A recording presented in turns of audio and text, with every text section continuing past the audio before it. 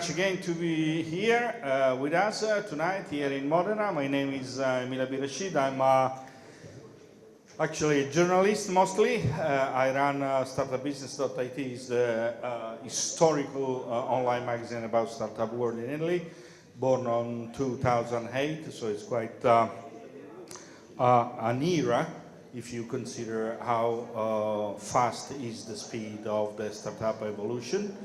And I'm very happy to be here, and I'm very happy the organization of Motor Valley Fest asked me to be here, having me here. And the purpose of this panel this afternoon, that is actually the last one before the wonderful networking event we'll have later on, it's to explore the investment side of the startup world. We will talk about what's the meaning to invest in startup, how the scenario is, which are the specific topics about the Italian European market, and specific sectors we can also explore. I have with me, with proud tonight, Ms. Fiammetta Mataloni. She's investment director of Nextalia. Yes, applause.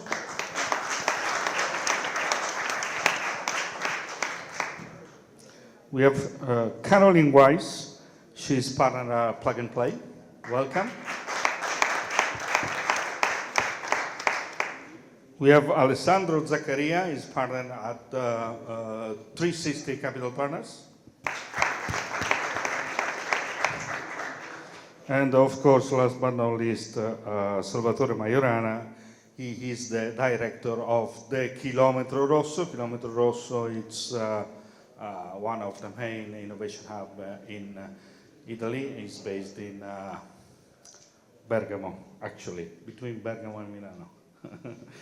And yes, so the first round is quite easy. It's the easiest one because I'm gonna to ask the speakers, the panelists, to present themselves, so you have a better idea what they do and why they are here to share their experiences and their knowledge with all of us. Fiammetta, I start with you because you decided, you asked me to do not start with you.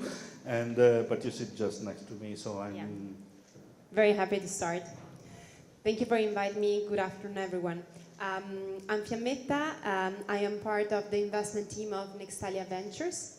So we are a fresh, new eyes on Italian and European market, venture capital, of course. We invest in Series A+, B2B software mainly, but open to higher components of hardware in case the software, of course, is present, but strongly B2B. We are cross sectors. We look at mobility as well, of course, and we are about to officially launch the fund. In the meanwhile, we are very operative. We already approved 2 investments for a total of 20 million, and you'll hear about us in the market in a bit, very often. Okay, thank you, Fiammetta. And my first question for you is, do you invest, you said the Series A, right? So you look for companies that are not in the C stage, just a bit more mature. And are you investing in Italian companies just, or also in companies that are coming from other part of Europe or the world? So our mandate is a broader scope. We can look at Europe, at US, Israel, we can look anywhere. We will only, are you from Israel? Okay, great, we'll meet later. But mainly, of course, because of our network, I've been working the past 4 years in Italy, so I have a big network in Italy, but I mean also the other partners have been abroad for a while as well. And so we'll just leverage on our networks abroad as well and see opportunities as they come. So we really want to be opportunistic, and we are not close in terms of regulation or mandate to Italy only. Okay, and how many companies you already have in your portfolio? So we have not announced yet the closing of the fund. We will do it at before the end of the month. So we don't have any portco at the moment. Okay, and which will be the amount of the first closing of the fund? So the first closing will be 80 million, but we have commitments of 160. So eventually from your LPs. From LPs. So we'll eventually wait, just the board of directors of some casse previdenziali, fondazioni, or a bank as well, and do the first and final closing together at 150, which is our hard cap. Okay, that's good. So you are the new kid on the block, actually. Very good. Caroline, welcome. Thank you very much. Pleasure to be here. I'm Caroline. I've now been in venture nearly 10 years. Also started in growth stage investing at Next 47, the 1 billion fund of Siemens, and then decided 5 years ago I want to join the more early stage world.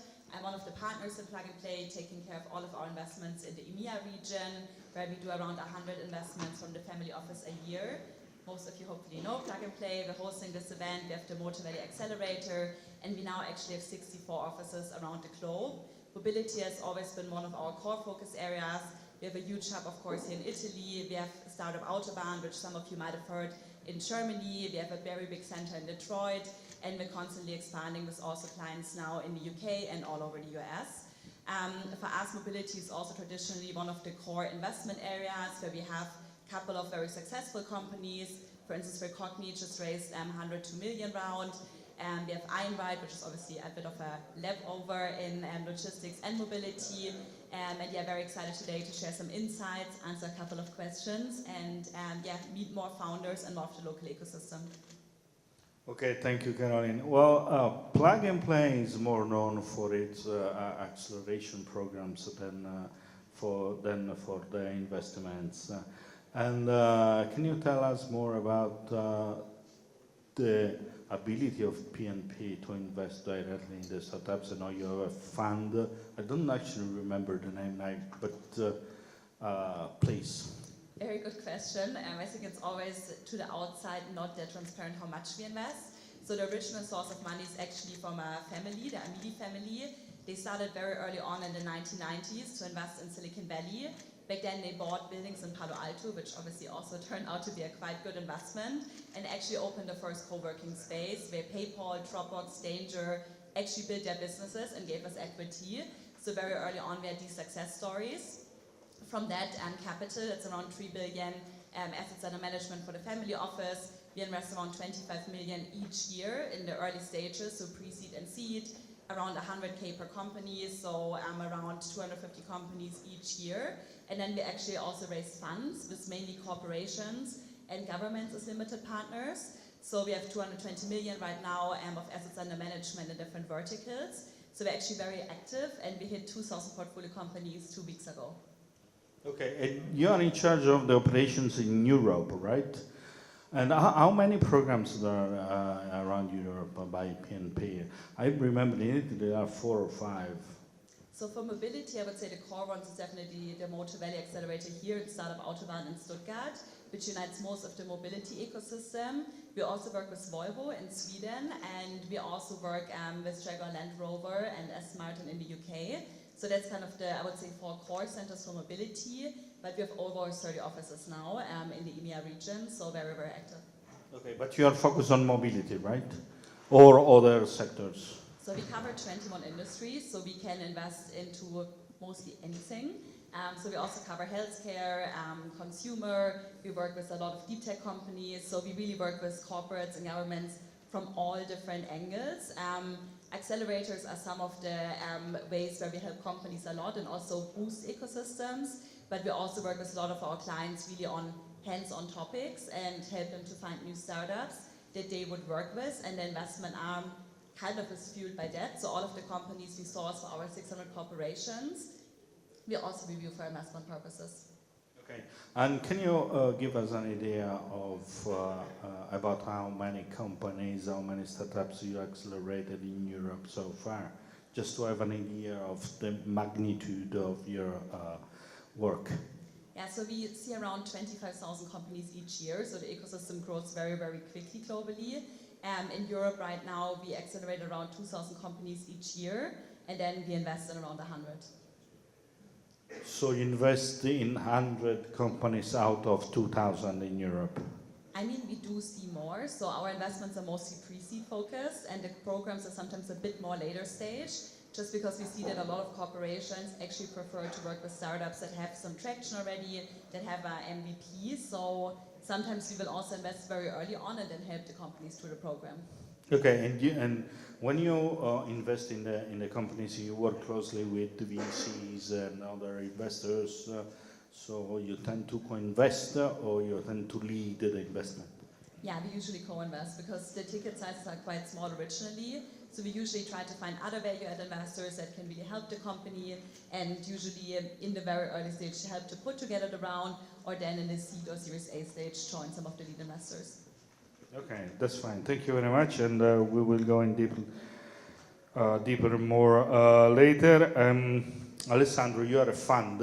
You are one of the let me say, historical venture capital in Italy and in France, mostly. And you are still very active, and you are playing a key role in the Italian scenario. And so, will you tell us more about 360 Capital and its activities, please? Yeah, sure. So 360 Capital is as you said, like Italian French VC. We have two offices, one in Milan, one in Paris. We do early stage investment across Europe. Of course, our main exposure, we have more exposure, of course, in Italy and France for obvious reasons, but we do invest like everywhere. Let's say that out of our $500 million in asset under management, we do have like 40% in Italy, 40% France, and then the rest is outside those two countries. We do from seed to Series B because we have a platform of different funds, and we have like three main areas. You know, the historical one has we've been founded back in 1997, so before your startup business. Yeah, but I had not so much money as you, so I needed to find out that. No, I was not there anyway. So 1997, maybe it was like in elementary school. So historical business was the digital one, of course, B2B SaaS, marketplace. But since 2014, we started to invest in deep tech, in which we have many successful startups. I would say that the main important portfolio company that we have right now is a French company in the deep tech warehousing system. The name is Exotech, which actually we made like a partial exit a month ago. And that's like the fourth industrial play in the startup ecosystem in France for a valuation perspective. And then in 2020 we started also our path in the climate tech sector. That it's actually like a part of the deep tech. And so those are the three sectors that we are investing in. We have like dedicated funds with dedicated team.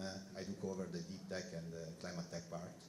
And yeah, I mean, what we do are basically like investments from a minimum 500K up to 10 million as first check, and then of course we do make like follow-ons on specific the right horses that we have, the good ones. We do follow-ons like with a proper amount. Thank you. Since 360 has quite a long story, you want to share with us which were most successful investments you did so far? I understand if you don't want to say names, but just to understand what kind of companies makes you happy when you wake up in the morning. So basically, so if you ask me like which are the most interesting startup that we have in our portfolio, if it's that the question. I mean, let's start to the basic. I mean, for an investor, the successful is measured in how much money you get back from the initial investments. Okay. Then we all know there are also other aspects, blah blah blah. But if you invest because you want to make more money than the one you put in the company. I mean, actually, this is something. I mean, just to be like to break the ice. It's not that common among VC, because as if you work on fundraising, there are like two main KPIs, when you do this work. One is the TVPI, and actually it's the value on the book of the startup, and the other one is the DPI, so the real distribution that you make to the investors. And of course, we do focus a lot on DPI. It's where I would say that 360 is also, that's the reason also I joined them, and we are pretty successful also in fundraising, because we have this kind of metrics that are a bit different from the others, in which many VCs, overall the new ones, of course, because you need to have like at least 10 years in order to have a proper matrix. They have of course a focus on TVPI that's like something not real, And so I would say that historically, I can also say some names, historically in 360, starting from the last one that I said, it's Exotech, a company which we entered when maybe it was like a project on paper in 2015. They do automation in warehousing. So from zero revenue, zero product, now they closed 23 for 300 million revenues. Valuation is above 2 billion. We made a partial exit a month ago, so this is something that of course can do the return of more than one fund.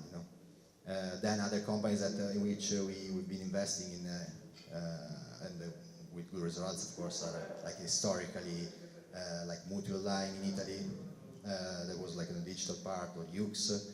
But I would say that also there is a new one that we have in our portfolio that I think that will be remembered also for this kind of valuation metrics. That would be Energy Dome, I would say. It's in the climate tech space. They do long duration energy storage, and they are basically maybe the best technology, non lithium based in the world. They do it actually works, because you have many startup in this ecosystem overall in the US. They maybe made IPO without having the product, and they really don't work that much well, because you need a minimum level of efficiency. And so Energy Dome, of course, we didn't make any money on that. It's right now it's just TVPI, not the right number that we do like, but I think that will be a very successful story to tell in the future. We'll see. Yeah, you point out something very important, that it's something that I'm seeing happening to investors lately, that there is a growing of attention to deep tech companies. So the aim is not just making money, but it's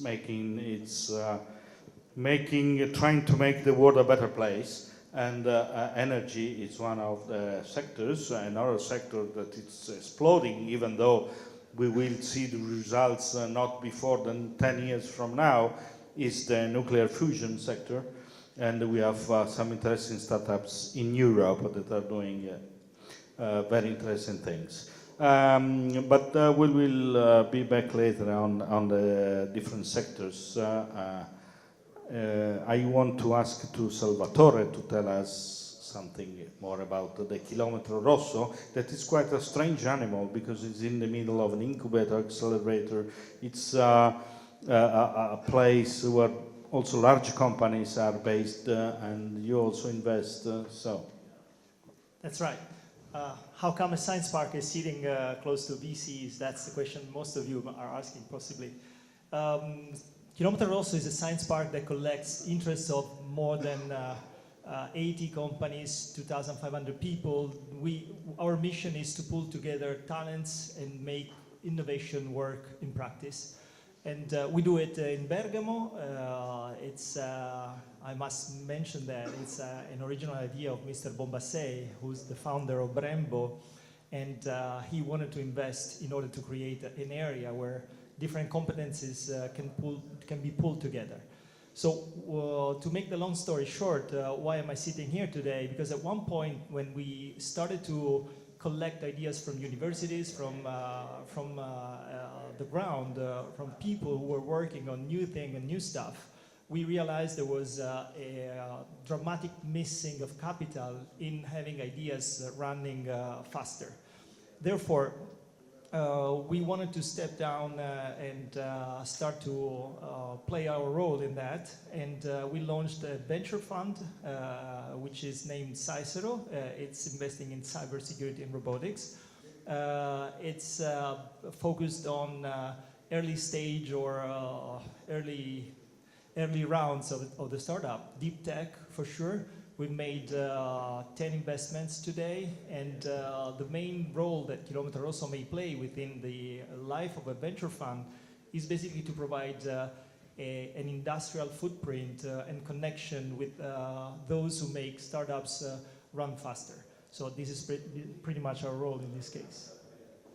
Okay, and well, he mentioned Brembo. If you, by any chance, don't know what Brembo does, think about the most important part of your car.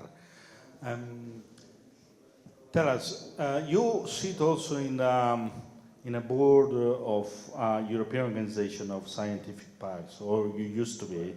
And can you share with us also the European perception of the collaboration and the willing to support innovation? Because all the time we listen that Europe is lacking in innovation, but it's actually not true. And you have a direct experience in that. Can you share with us? Sure. That is the other side of my job. I mean, science parks are places where you can find ideas and you can find people wanting to run their ideas. So in order for VCs to be closer to the world of science parks, do take into account that we are places where things happen and a lot of things can be very interesting for investing. And of course, you cannot play this game in a closed environment. You need to open up to a larger environment. So we were very much engaged with the International Association of Science Parks, which collect science parks across the globe, 80 countries, 300 science parks, and I've been president of the European division. Today I'm vice president of the global board, and the idea is to act as a node of an extended network where you can find ideas pulling from Australia, South Africa, or anywhere as easy as sending an email.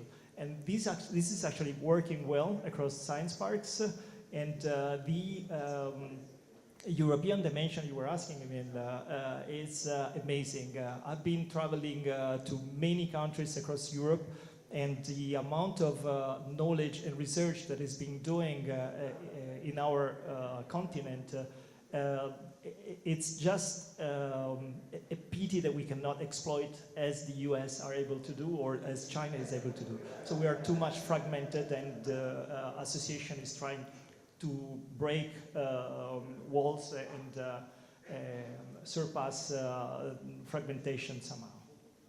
Okay, that's interesting. You said Cicero is the name of the fund.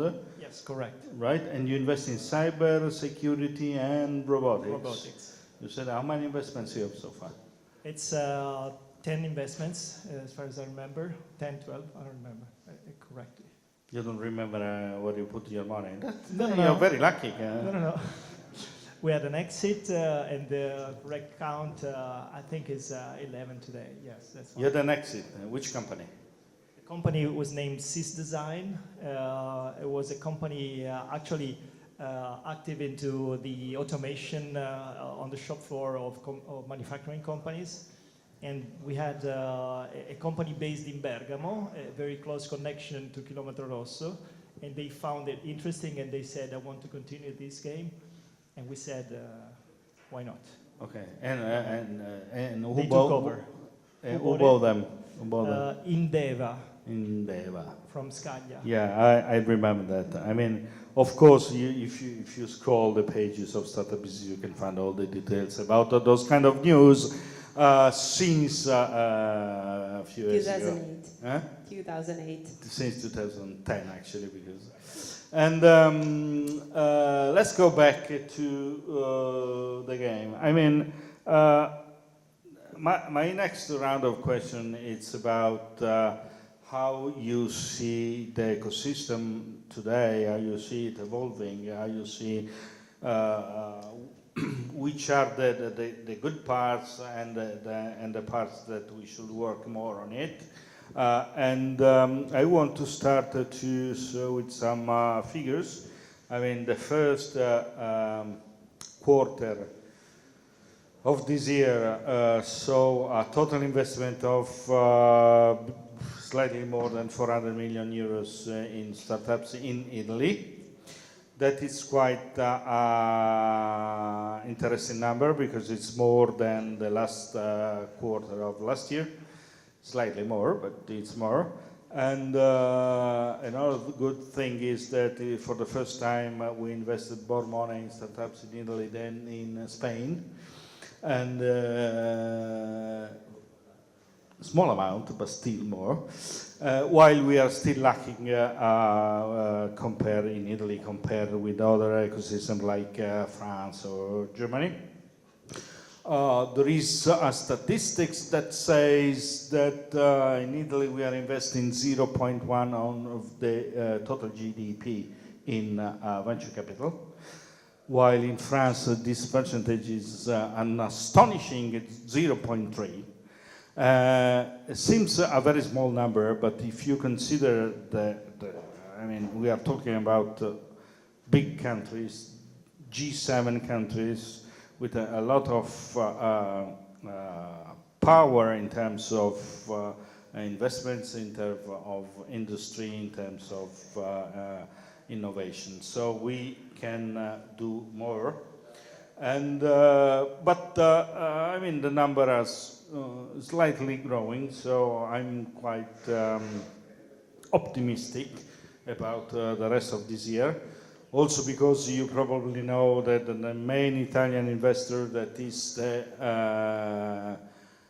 public investor, CDP Venture Capital, that is also partner of the incubator here, the accelerator, or whatever it is.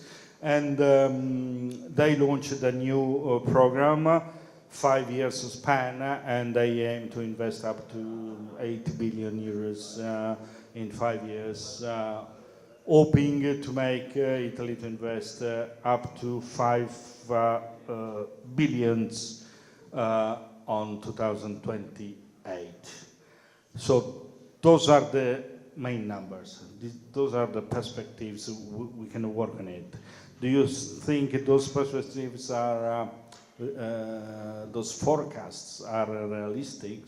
And if they are what we should do in order to achieve those results, and if they are not, why? Fiammetta.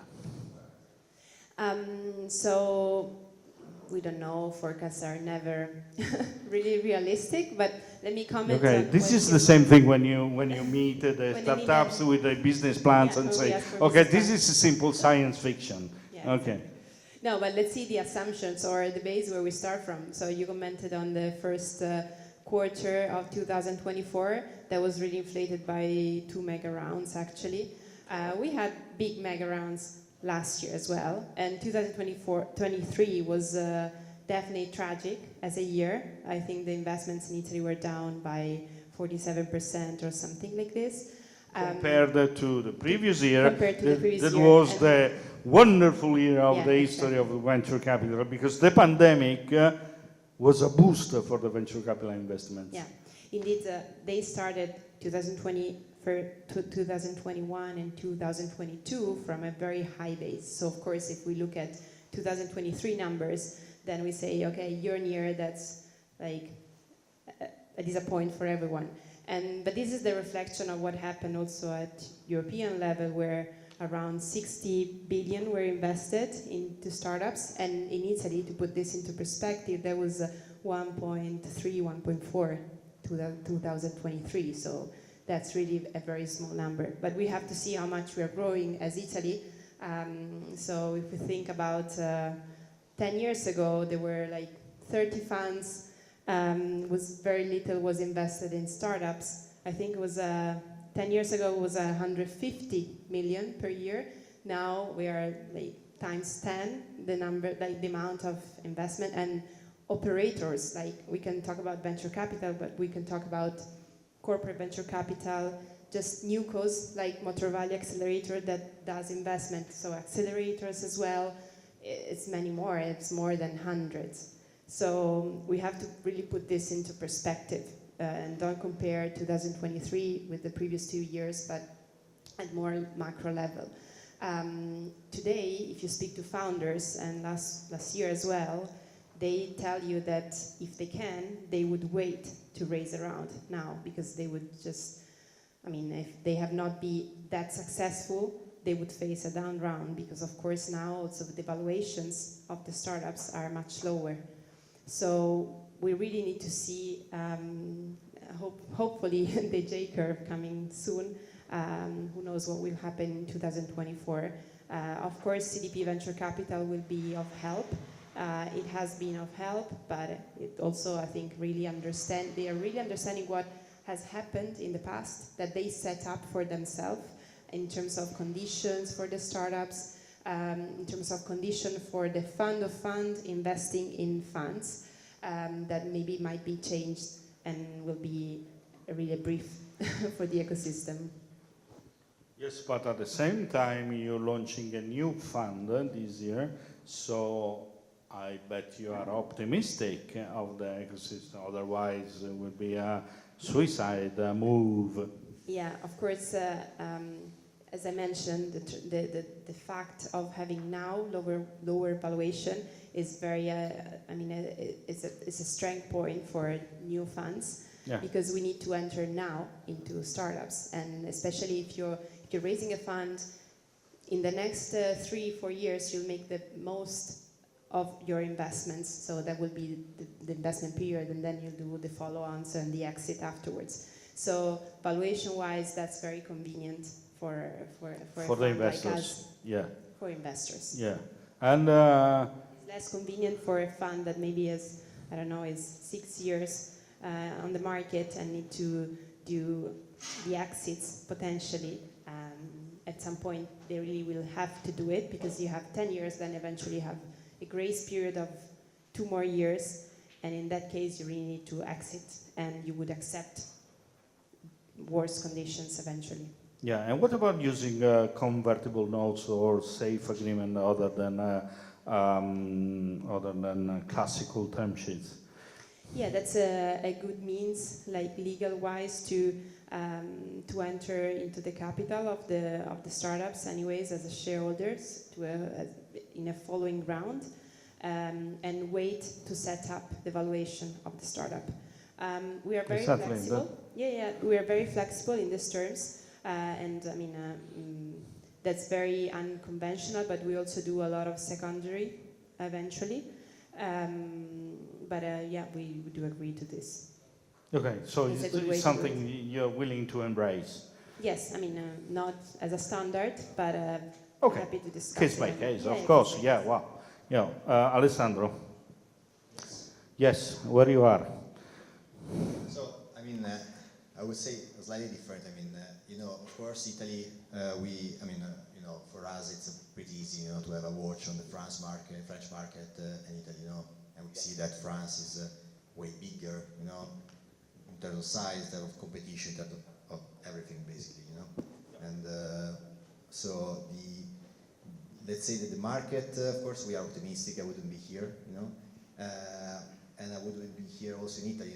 What I am is like very optimistic about Italy. What I see is that not just about the valuation, as of course are different from other countries, but also from, let's say, the potential that we have that we just to exploit, because I mean, if I would say like a pretty sharp that in the digital we are not like Germany, we are not UK, we are not France, and it would be difficult, to catch up this kind of gap.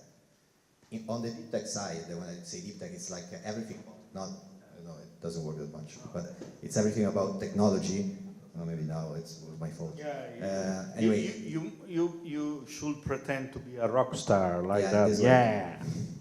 So anyway, on the deep tech, I think that we have something to say in Italy, because we have the industrial heritage, we have good schools, good engineers, I mean, it's where I think that we can do something very interesting, you know, in the market, and we can compete with other geographies in Europe.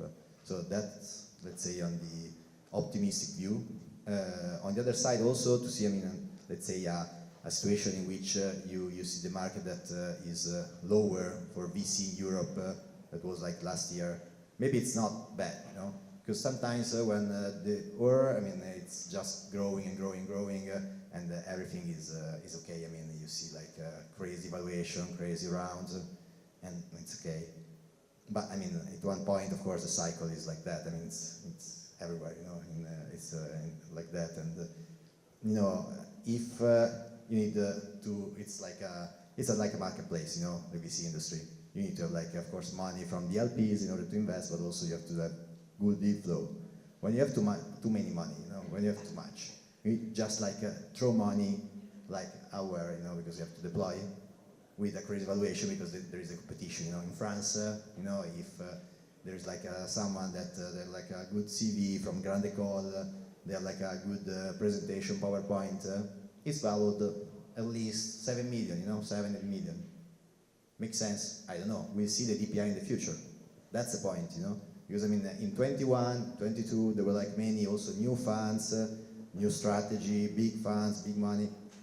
I mean, we'll see those funds what will do in the next years, you know, what the real results will be, and maybe this will be a bit different in Italy because I mean we don't have this kind of we didn't have that kind of capacity in terms of money, and so of course also the result will be slightly different. I mean, you cannot like have like a huge you know, problem as they could have like in those geographies. So I mean, I would say that sometimes it's not bad. I mean, also to have this decrease of money to be put like in the VC ecosystem. So it can be also good news to have like a more meritocracy, you know, around the startup world. I mean, I have to say this also. There is like one LP here in this room, so I need to be like very cautious of what I say. Yeah, we understand that this point very politically correct. No, it's yeah. This is, of course, this is the investor point of view because he's an investor, and if we made a panel with entrepreneurs, probably the output will be different. But it's part of the game. Look, I am a former startupper. Someone knows that in this room. I started as a founder, so I was on the other side of the table for 3 years. I exited my startup not rich, but basically, I mean, I made some money. And I got rejected 2 times by 360 Capital, you know. So I would say, like, of course, I was not okay with that at that time, but after I say maybe better like that. I mean, for me and for 360 in the end, you know. So I mean, it's sometimes. I mean, what I see is that if you do like also if you're a startup or if you're an entrepreneur, I mean, if you want to have that kind of level of stress. You need to have something that is really worth, you know, this kind of stress, you know. And if you have a market in which there is like a crazy valuation, in which maybe for 2 years, 18 months, you are on top of the world because you've got like money from VC, wow. And then, you know, of course, metrics won't come, and then you go like, okay, but I got money 2 years ago. Why now? No one wanna, you know, join me in this venture, you know.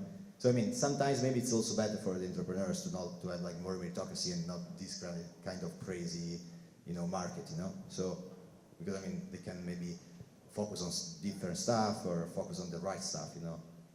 So yeah, no, it's very interesting that you've been an entrepreneur and now you are an investor. That is the core meaning of the thing. No, I'm joking about that. But let me something. Then I come to you, Caroline, because I'm seeing you're willing to share some ideas. But I'll be there. We have some more time, so easy. And no, my question is: how you see the evolution in terms of the quality of the ideas and the entrepreneurs, regardless of the evaluation, regardless of the financial aspects.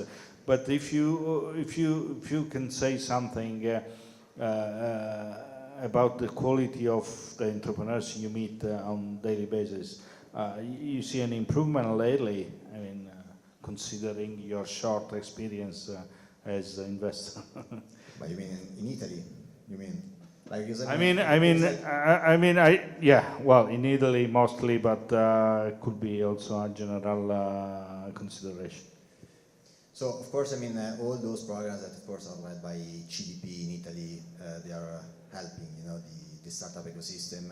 Because sometimes, basically, when you do startup, on one side you need to have like a good product, a good market in which you are in, but you need it's very important, maybe half of the importance is about the narrative, how you present it, and of course all these kind of programs are helpful, for the founders to be ready to, of course, to talk with investors. So it's of course improving, because it's just started, like maybe 1, 2, 3 years ago. This is normal. Of course, I would say that other geographies they are better at, maybe they are more used to sell those kind of companies, startup, and you see like a difference in the communication skill, mainly, not the technical part, but communication skill, like from other countries, because they are more used to speak with VCs, with these kind of investors, but mainly because it's like a more developed ecosystem, and also more VCs to talk with. In Italy now we have like a new investor, Nextalia, and others. But if you are a deep tech company, for example, in Italy, there are not that many investors, with which to whom you can talk with, And so, the more investors you have, the more competition that we're gonna have. Also with the, I think this program of CDP to invest also in foreign funds. For Italy, to have like also other international funds investing in Italy, like Plug and Play as well, but also other funds like for seed, Series A, can be also useful for competition, because right now, basically, I would say that for us that we are leading, the deep tech ecosystem in Italy, there is not that much competition for us, and this is not good. Of course, for us, it's like in the short term it's good, like long term. No. That's very wise. You're right. The International Fund of Funds of CDP is starting to work. We already have the first fund from France, actually, that is already investing in Italy, and a couple of more will gonna join the club very soon. One is from Germany for sure, and another one I cannot say anything more at this stage. And Caroline. Yeah, who's actually an entrepreneur in the room? Quick raise of hands. Okay, couple. I think for us, we obviously are originally a Silicon Valley company, so we always draw the comparison what's happening in the US, and very often we see the effects in the rest of the markets around 6 months later. I think last year was actually the first year that Europe overtook the US the first time in terms of companies being funded, so we had more entrepreneurs in Europe, and I personally think that of course, a lower valuation means a higher dilution in the beginning, but a lot of entrepreneurs are also realizing, because there are negative examples in the market from 2021, 2022, that if you raise too much at a too high valuation, at some point someone needs to pay that money back. And with the huge amount of companies in the portfolio, we've seen a lot of cases where founders ended up raising 100 million, they sold a company for 100 million, and of course in the end you have to pay out first steps, then you have to pay out your preferred investors, and you're going to be at the lowest level of the liquidation. So most founders actually end up with zero or only with very, very little proceeds. And then if you've poured 10 years of your life into a company to end up with zero, it's, I think, very, very negative. And that's something that I see a lot in young entrepreneurs, that they actually realize more the market potential, and they really think about how much money will I need, when will I actually be able to have a profitable company. And if you look, for instance, into, of course, everyone is talking about AI, but into Midjourney, they raised $0 and they are now at 100 million of revenues with, I think, only 40 employees, which is insane. And that company has zero VC money, so at the point of exit, if they would ever get acquired, everything is going to the founders and the employees. So I do think founders have also evolved a lot and have learned not to just chase the best valuation, but actually the people that would help them the most. And I think that's something that I find very positive and actually prefer it that way. Yeah, that's a very good point. You're based in Germany, right? Yeah, in Munich. In Munich. Okay. This is very important what you said, because the real value behind the the pitch deck or the business plan or the evaluation. It's when you are able to create something that is perceived as a real value. Mostly today, when we have a lot of challenges to face, and the innovation is the only way to try to win those kind of challenges. But for example, just a few years ago, we had a situation where the investors were investing in something that was completely detached from real innovation. We have the big example of the Samwer brothers, for example, in Germany, and that was copycatting of servicing things based on digital tools, but there were no innovation in that. So I think this is gonna something that is deeply changed also in the mindset of the investors. What do you think about that? I mean, in some way, yes, but in the end, I think also as investors, what a lot of founders sometimes don't see, we also have to usually report back to our investors. I think us being a family office, we've also had companies such as Lending Club, which, IPO'd like super late in the process, or Fiscal Note, which I think took us 14 years to exit that company. So I think there's a lot of examples where it just takes longer than the cycle, but most investors would still say, okay, if I have a good company that's going to scale, that's going to be acquired, and I can make a high return, I would rather fund that than maybe a company that's very deep tech and that's going to take 15 years. And you brought the example of Marvel Fusion. We also looked into the pre-seed round. Obviously very big fan and very happy that we have a fusion startup in Europe, but if you actually look at their current stage, they're now trying to raise 100 million, which no fund in Europe could give them. And if you look into fusion funding overall, the US and Asia, and especially also China, are leading the wave. And I think what's happening in Europe right now is that as deep tech founder or more substantial founder, you can raise easily a pre-seed, maybe seed round, maybe Series A. But then there's not that much money in that market, and that's something that we are seeing a little bit now as a development. And for instance, in the US, they have 370 billion from the Inflation Reduction Act that goes towards green technologies. That's something we don't have here. And if you look into the numbers of actually deep tech companies evolving, a lot of the big companies that we have here might actually not make it post this point of 100 million fundraising hurdle, but they will need that to make these really moonshot, game-changing technologies work. And I think that's something where I'm missing a little bit, the proactivity of governments in Europe. I actually think Italy for me is always a great example because CDP is doing a lot and actually is really having an impact on the ecosystem. But if you compare it to Germany, I mean, there's barely any financing at this point, even though we're one of the countries that would need it the most, right? I mean, if we would have fusion energy, so many of our problems would be solved, but we're just not there yet. And I do think this is also why, in terms of really fundamental innovation, a lot of founders still at some point choose to go to the US or maybe even Middle East or Asia. Yeah, well, by the way, the most interesting startups in fusion, nuclear fusion is based in Munich. It's a spin out of Max Planck, and the CEO is an Italian. Marvel Fusion, yeah. Yeah, Proxima Fusion is called. Proxima. Proxima, yes. Salvatore. Well, let me give you a different voice. There is not enough money in the system. There is no any bubble in the money. 1.4 billion last year, and it's a bad news as compared to 2.2 billion the year before. Well, the 2.2 billion were compared to 11 billion in the French market. I mean, we have a manufacturing capability, a research capability, not secondary to France, and we are 1/5 of what's going on there. So there is no issue of overestimating startups. There is an issue of creating an industry of VCs today. And this is why we stepped into the game, because there was no money around to finance good stuff going around. And what Caroline was saying is damn true. Once you get to the first step and you get the first 10 millions, then the other 100 million, you're not going to find them, not even in Italy, possibly not even in Europe. So let's not fool ourselves. The money is not there, or at least the money is not in the VC.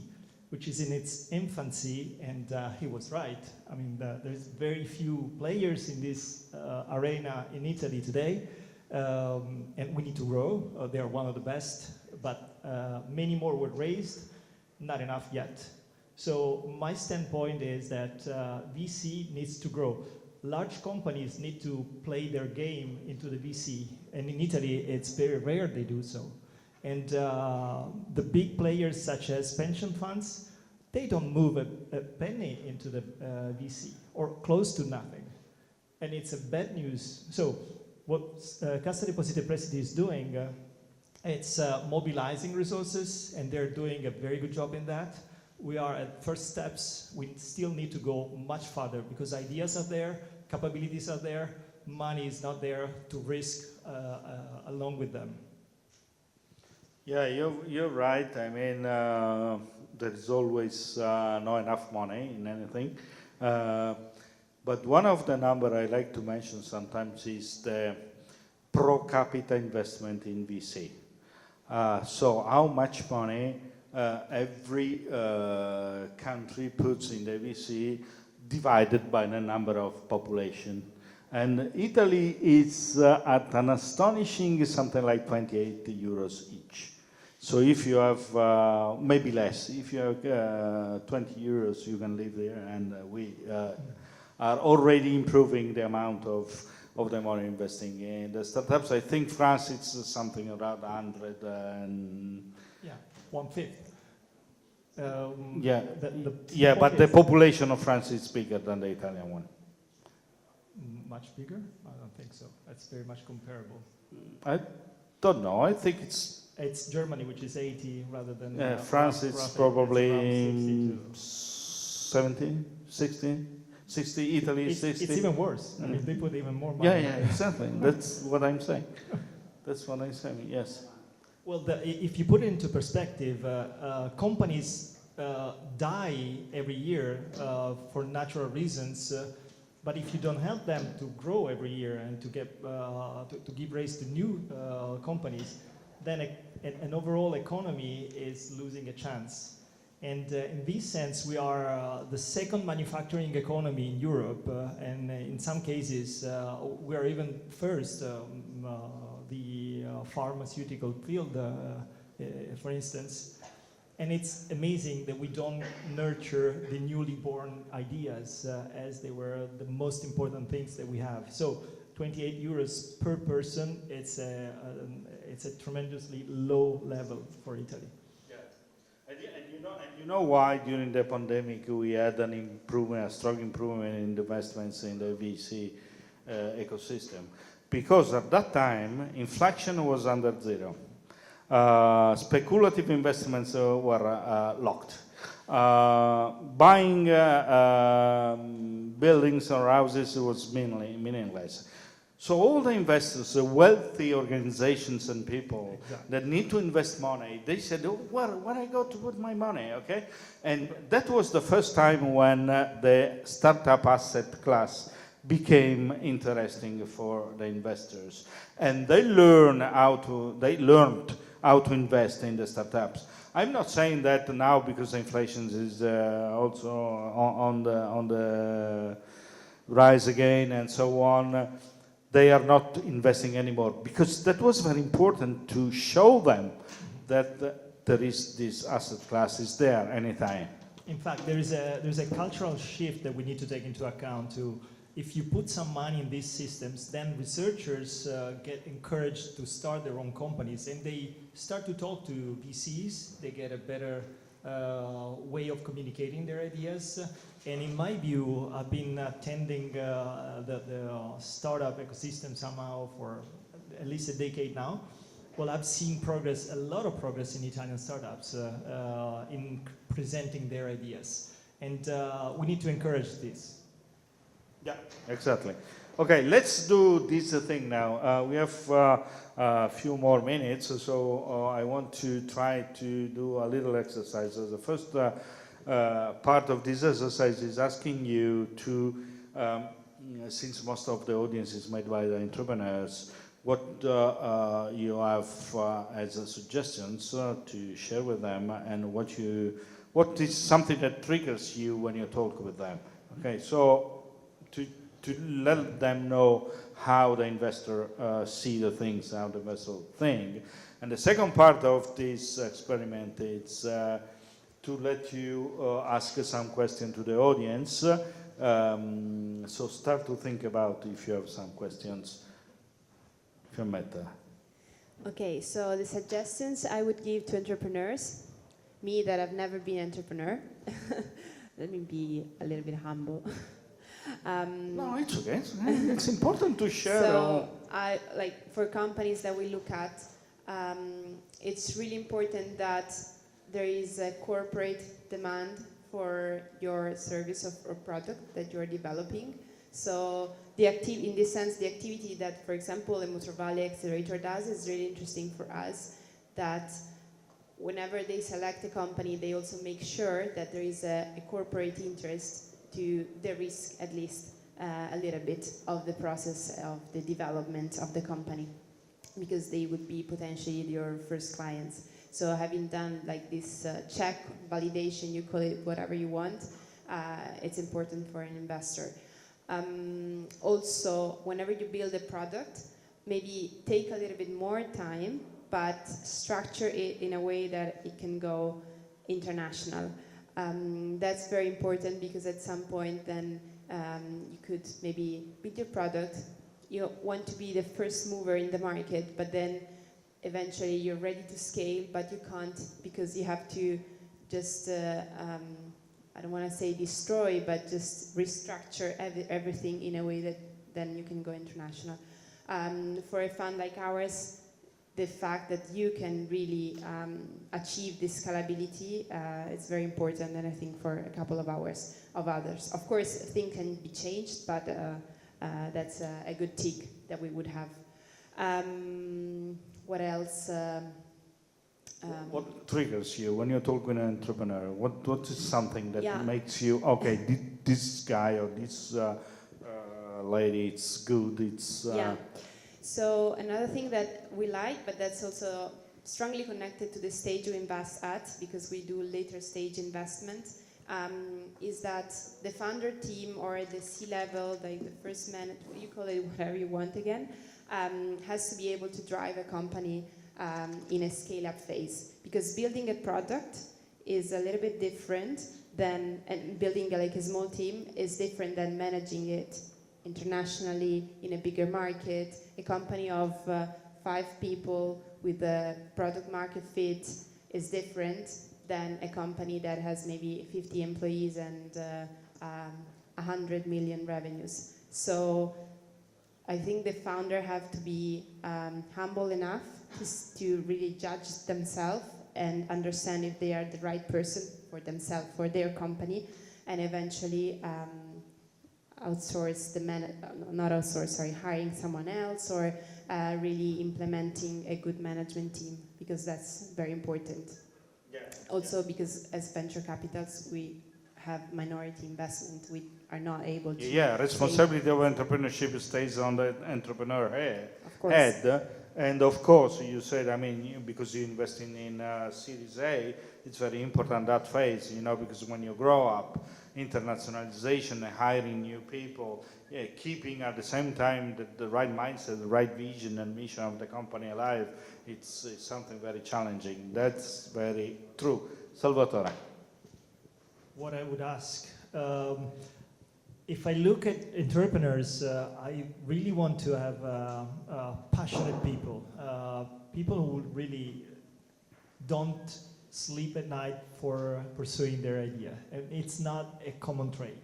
Sometimes people just try to, they give it a try, and they whatever goes, it's fine. And I mean, so. Yeah, startups don't go to holiday, never.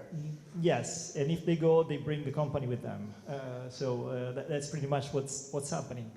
In practical terms, I'm with Fiammetta. Team makes a whole of a difference in these cases.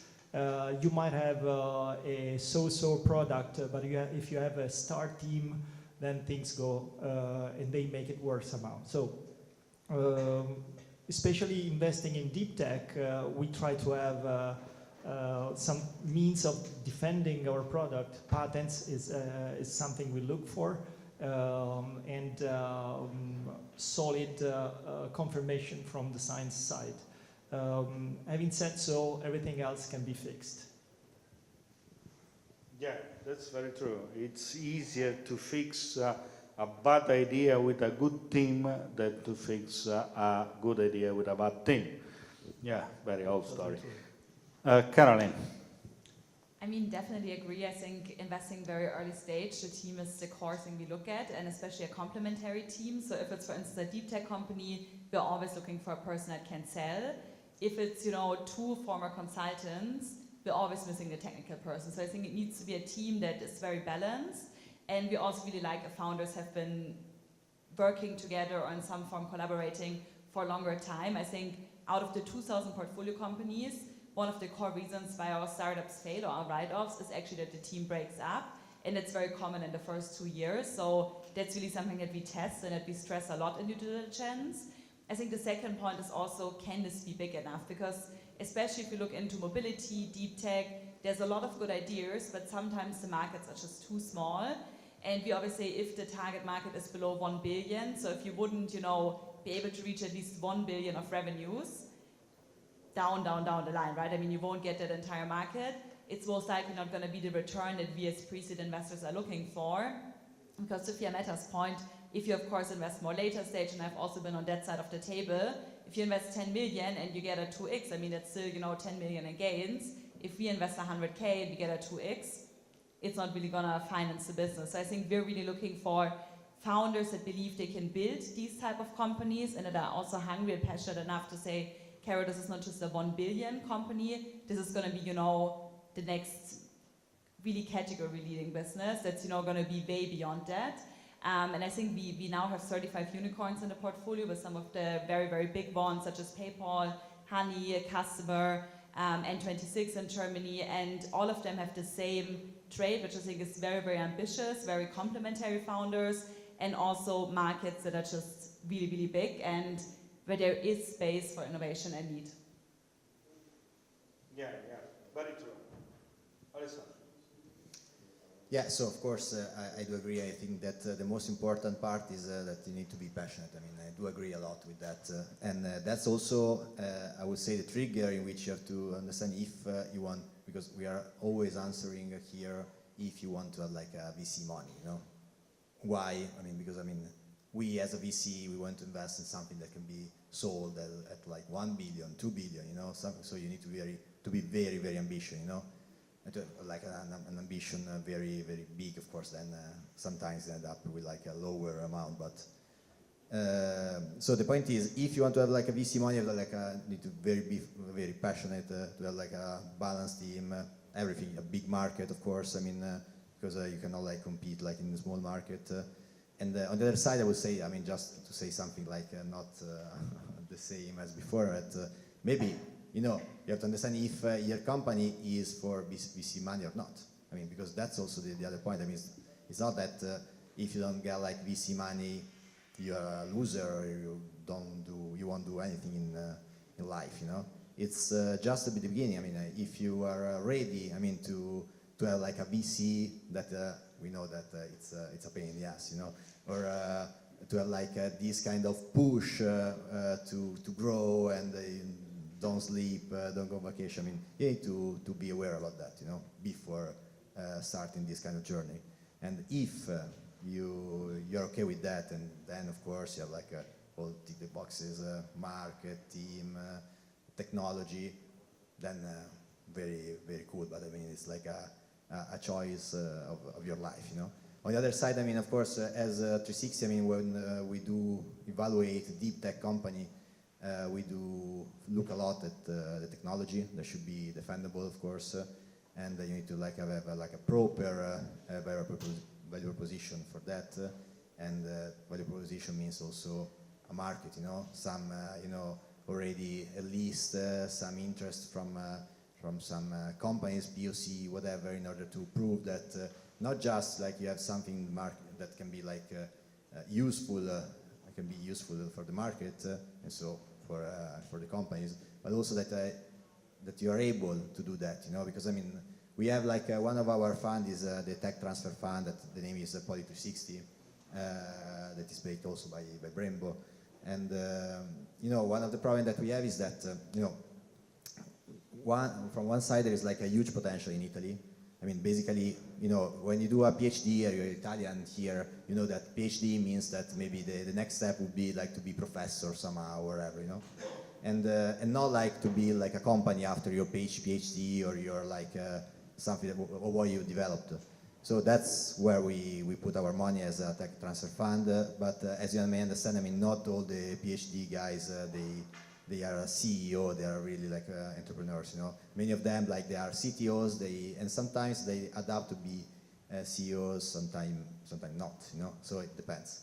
And so I mean, we do like if we invest like in a tech transfer fund, we do look at in front of us like CTOs. They can have like the potential to be CEOs in the future. That's what we look at. So at the beginning, it's more about technology and the market, you know.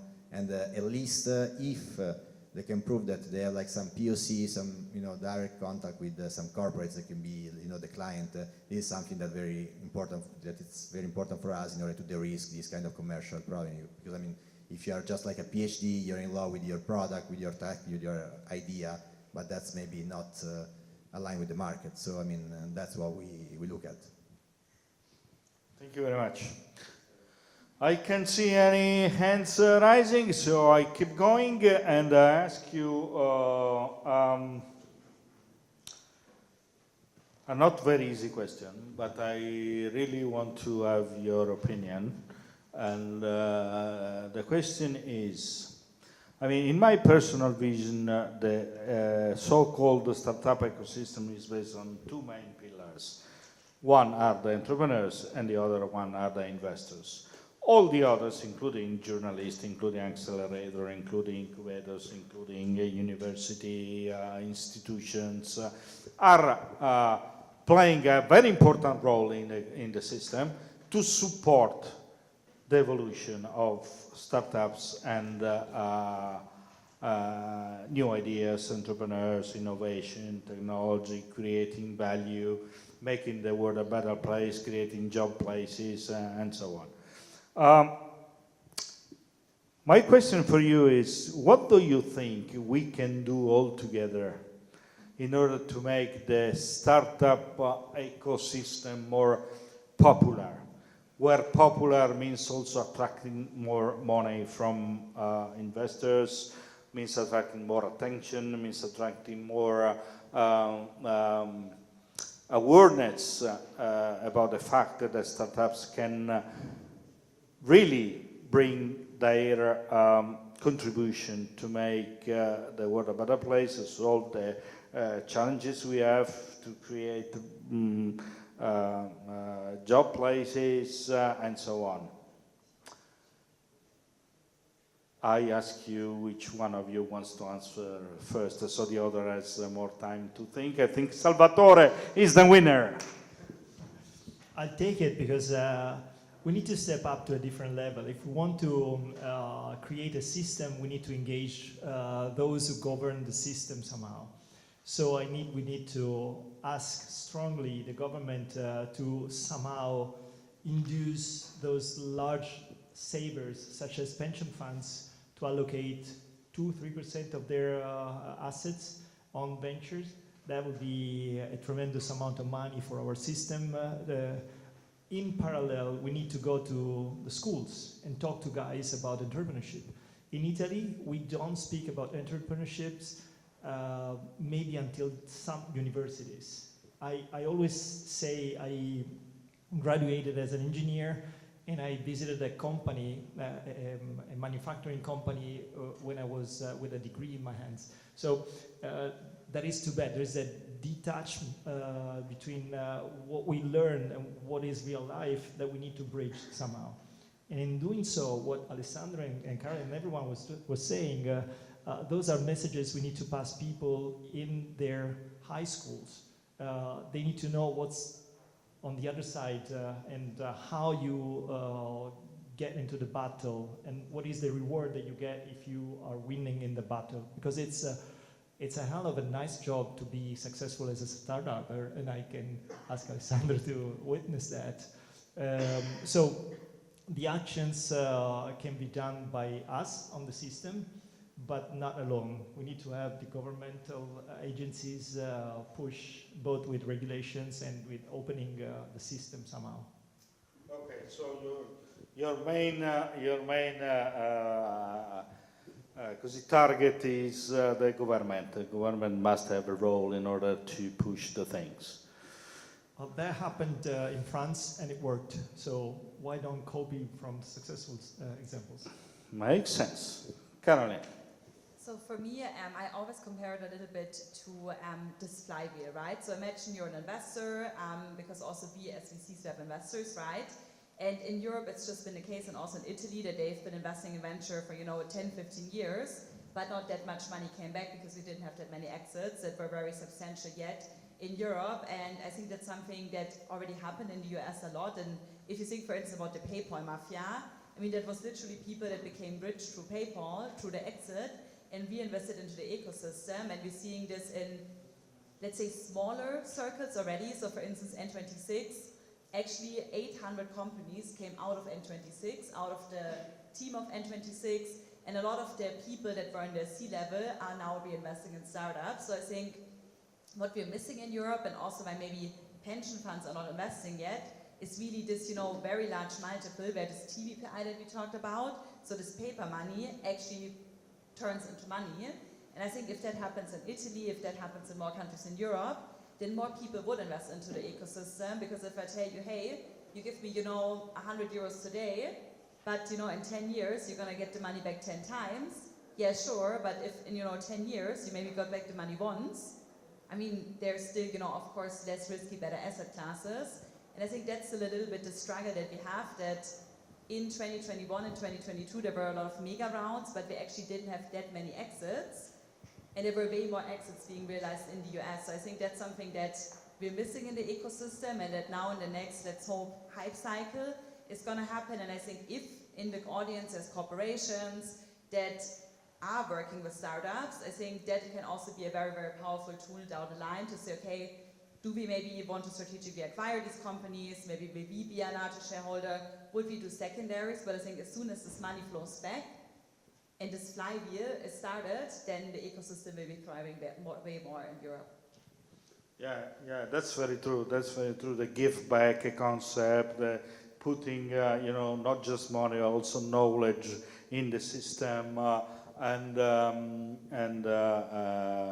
successful cases also are something that can make the difference. The only thing I want to tell you is just be careful, because in the system, we all know what is the PayPal mafia is. But if you talk about mafia in a panel in Italy, probably you are not helping me to make the ecosystem very popular. That's true. Nothing to do with the real mafia here. Alessandro. So, I mean, it's very complex, of course, to answer this question, because, I mean, there are many variables, But maybe I would like just to mention the cultural part, I mean, just to mention, the French people, which, I mean, I work for an Italian-French fund, you know how much I hate French people, not joking, of course. But, I mean, the point is, when in France you have a unicorn, Macron put, a Twitter, a tweet, on An X. An X, okay. And or I mean, they visit the companies, we have portfolios which Macron went there to visit, because I mean, to do startup in France is cool, it's very cool, very, very cool.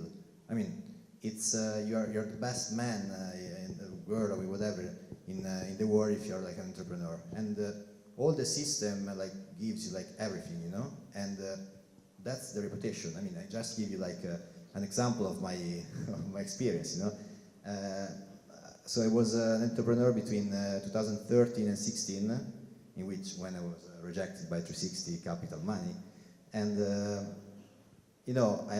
when I went out the business, I didn't I didn't sell the day I left, my company, I mean, I was a solo founder, just left my company to my colleagues, they still running it, and then I sold it afterwards, after I left it. That's why also was good for me not to have like 360 capital money for the, the bad liver stuff. So, and then I decided, I wanted to do consulting, because I wanted to like have a proper method, because when you're an entrepreneur, you do every time like a try and error, of course, you just like learn by mistakes, And I remember that when I was doing the interviews, I was there, of course, my experience is that, I'm an engineer, 3 years of startup experience. I raised, was like 1 million, at that time it was a lot, because it was like no VC basically. Always the first question is, yeah, okay, but apart from this startup, what were you doing? I was like, man, and it was really, really, difficult for me, to at the beginning, because that's the culture that you don't have. So if you say startup, it's like you're a tourist, And now, of course, it's changing. It's not 2015, It's changing now. There is like more, of course, knowledge and understanding about how stressful it is, like to run a startup. Like if you do like 1 year of startup, it's like 10 years of a corporate. I think based on stress, But that time was like that, And the culture is everything, and the culture means, that there is like attention, the public opinion is focused on the startup, the entrepreneurship, this kind of stuff. And then if you have this kind of stuff, of course, there will be like a public funding that it's the only thing that you need to have like at the beginning. In a country like Italy, you need to have public money, because there is no track record. Maybe, of course, maybe the fund that you have in Italy, not all of them, they will return, I don't know how much, in the future. So you need to have this kind of money at the beginning, in order to do the first boost. And there are two players basically that you need to have, like two kind of players. One is the public money, the other one are the corporates, But not because the corporates are just like throwing money for no reason, because they have strategic purpose. And so sometimes you cannot like value that much on exit, the strategic purpose. So those are the two players. Then of course, if you like look at when I speak with people from the famous VCs from US, and we talk about investors, they just have pension funds basically, They just have pension funds because the ecosystem is well developed. And when they ask me, it's like there is maybe no pension. Pension funds in Italy, they invest like a really like ridiculous amount of money, mainly through GDP. Directing funds like very like minimal, we are the first fund in Italy in terms of, let's say, at least of history, maybe also track record. I don't know, of course, the numbers. And it's always very difficult to speak with those guys, because they say, no, we just invest in US VCs, So of course, this is like this kind of change, but I would say that first of all, as I started, I will focus on the culture, and the culture will drive everything, afterwards. Yeah, that's very true. That's very true. The mindset, the culture. You mentioned the fact that people did understood what the fact that doing startup is a full-time job, but think about the failure. Failure was something that was very hard to put in the mindset of the people, that you can fail. It's good if you fail, you learn something. Okay, it's not something that makes yourself not worth enough, as you said before, even if you are rejected by the investors. Yeah, pension funds. Well, we don't have the pensions, neither the funds. Vuoi aggiungere qualcosa prima che... Sure, just on the pension funds, to be fair to them, I have a pension fund in the fund, so... we do have as well, but it's very small tickets. We have like 2% of our 500 million from the pension funds. Yeah, to be fair to them, the history of VC... So, ecco, here is the point. How we can make the pension funds understand better that this asset class worth enough more money. What they need success stories. What they need. We need to do a TikTok in Italian. or something like that in order to help them to understand that it's a good thing to put money in the bloody I startups. dream of a master chef for startups, something Master like chef, that. okay, oh yeah, okay. Pension funds just need DPI. I mean, a good DPI, and of Yeah. course showing them track records. When we spoke, because we are now finishing our fundraising, and we have 1/8 of 160 million from pension funds. They actually, I mean, they say that sometimes they have been investing in funds and have not seen the return, and they are maybe at the 10th year of investment, so they need to Yeah, see because results. they need to pay back the pensions to the people. Yes, exactly. And so, Fiammetta, what else we can do all together? No, I think that the thing you were mentioning about like some education has to be done by a new class of people that we have in Italy since around 5 years, which are the successful second-time founders. So this is something that nowadays are becoming a little bit more popular, and many of them, thankfully, are willing to share their experience and their success. So I think that a communication, education has to be done, and using them is the best way to show, hey, students, or hey, people around, this is a very interesting world, and it can be given like a very high return or successful story as well. And something else that maybe we could do, that's sharing standards. So being transparent and setting standards for term sheets, for example, or investment agreements or SAYs, so that at least as well founders that sometimes come from, I don't know, a technical background, have no idea of how like really the investing world works, can have a benchmark on. Yeah, that's very true. And we have the success stories. We have some, let's call them unicorns. You said it's very true that the figures of the first quarter of this year were fueled by big rounds, but anywhere in the world, big rounds fueled the numbers. So it's a good thing. We had also some last year. So something is moving, not just in very easy things to understand, like developing apps as bending spoons, but also in deep tech things, space tech, and other sectors. So things are moving, and we should work on them. Well, thank you very much. I think our time. We have a question. You are the winner. Come on. Yeah. My name is Ksenia. Good evening to everyone, also to the audience. I have a question, and I think I represent a question myself. I'm a founder of an early stage startup in automotive, by the way, if someone wants to network. And we are doing hardware for B2B. Not only hardware, but hardware is a part of our product. And I think we present one of the most difficult cases, as I can see now, and also with this situation of cutting funds and no one knows what's happening, it feels like this glassy ceiling above is like getting more and more sick. My question is also generally, what would you suggest in this case, and if you have any kind of cheat points, something like how to get to the companies to do the POC, to do the MVP, how to affect them a part of the actual project, charisma, whatever else that we can bring. Okay.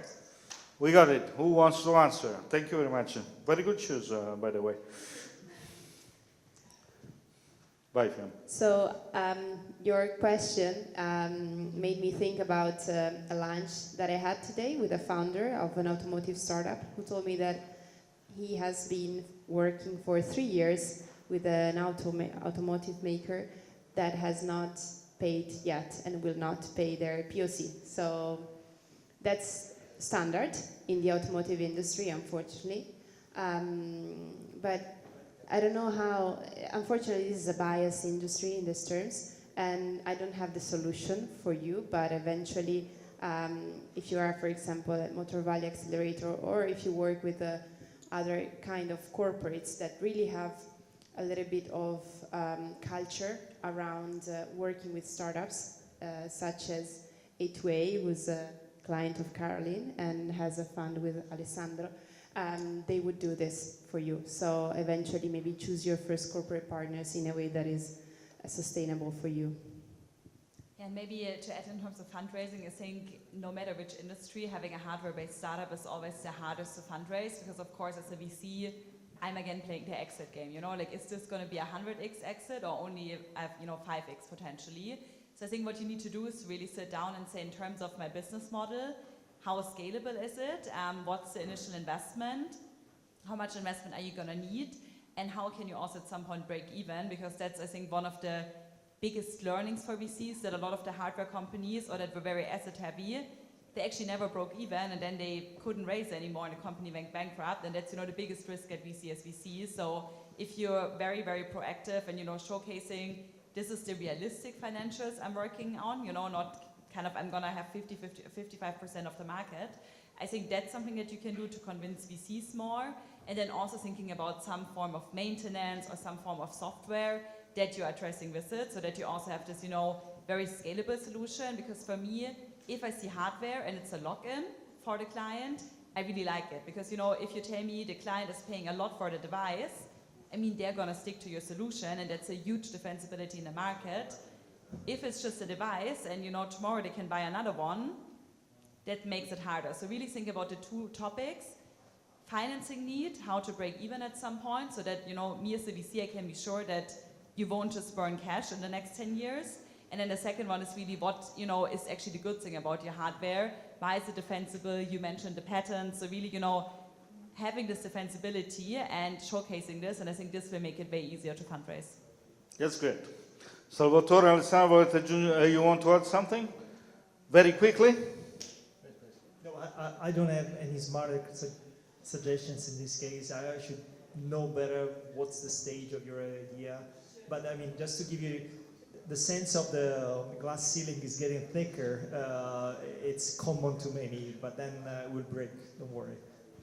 I can say exactly. I mean, depends on the stage in which you are. I mean, if you have very early stage, at least to have like some interest from a corporate, even if they don't pay, or they pay like a ridiculous amount of money, we don't care that much about that, At least you are in contact with them. If you are very early stage, of course. I mean, if you have the product ready and they are not willing to pay for the product ready, maybe there is a problem with the product, that we need to pivot or to do some change, But if you are early stage, it can happen, all of our startup, the POC stage, they don't do POC to gain money, They do POC just like to prove that what they're doing, it's something that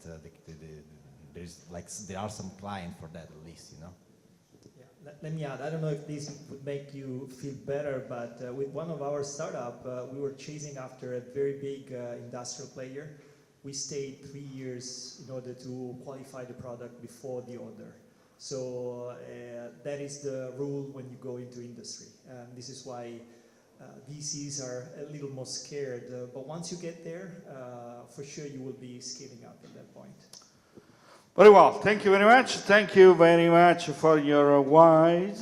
Thank you very much for sharing with us your experience, your point of views. And thank you also for staying with us. And I think there is something happening next around the city. So enjoy it, and may the force be with you.